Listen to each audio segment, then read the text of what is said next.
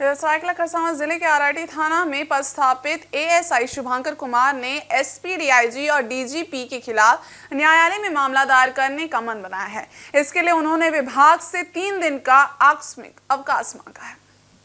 शुभंकर ने एसपी को संबोधित आवेदन में वरिष्ठ अधिकारियों के मनमाने रवैये और शोषण का आरोप लगाया है। अपने आवेदन में उन्होंने लिखा है कि वर्ष 2024 का आकस्मिक अवकाश और 2023-24 का क्षतिपूर्ति अवकाश का एक भी दिन उन्हें उपभोग नहीं करने दिया गया। इसके परिणाम स्वरूप उनका अवकाश व्यर्थ हो गया। उन्होंने इस संबंध में 18 दिसंबर 2024 को एसपी, डीआईजी और डीजीपी को आवेदन भेजा था, लेकिन कोई कार्रवाई नहीं हुई। शुभंकर ने आरोप लगाया कि अधिकारियों के रवैये के कारण वो मानसिक परेशानी का सामना कर रहे हैं।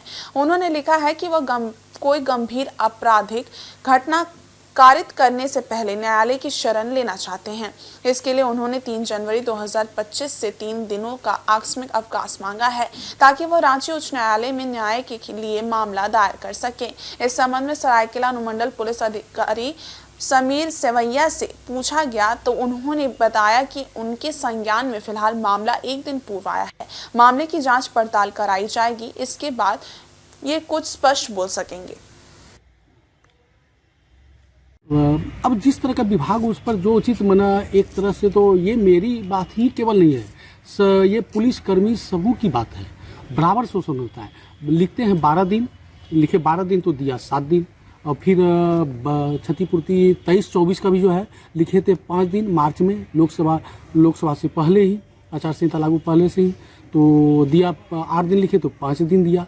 तो इसका मतलब है कि जब कोई विधि व्यवस्था नहीं है, समान परिस्थिति है, तो बार बार आप क्यों काटिएगा। ये तो पुलिसकर्मी के साथ हो गया शोषण, अपना पदीय शक्ति का रौब दिखाना, मैंने जो चाहेंगे सो करेंगे।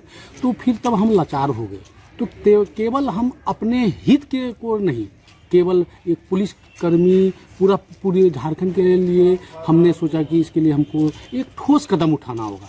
तो है किसी प्रकार की कार्रवाई से नहीं है, हमारी मांग जायज़ मांग है, हक की लड़ाई लड़ रहे हैं कि अगर हमने आपका ड्यूटी किया, आपने हमको जाने नहीं दिया, कभी जाने नहीं दिया, तो हम कभी नहीं गए।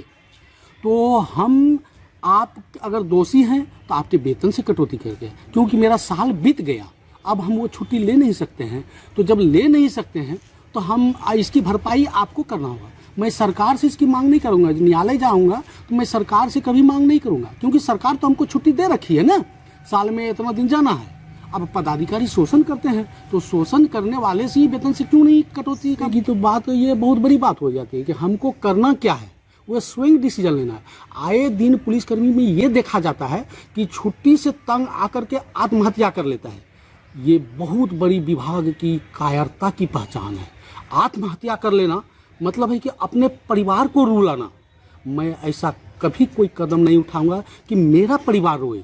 और मैं वैसा कदम उठाऊंगा, अगर जरूरत पड़ेगा तो अपनी आत्महत्या नहीं करूंगा, बल्कि दोषी पदाधिकारी की मैं हत्या कर डालूंगा, क्योंकि मेरा परिवार नहीं रोए। छुट्टी नहीं देने वाला का पदाधिकारी बिल खिलाते पहुंचे, हम अपने परिवार को क्यों रुलाएंगे।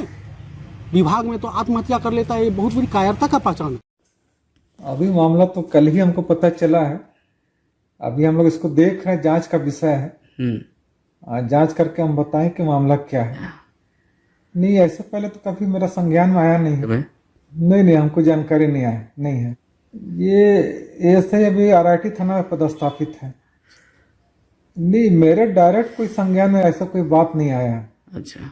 ना ही मेरे पास छुट्टी को लेकर के कोई आवेदन आया है। अभी हम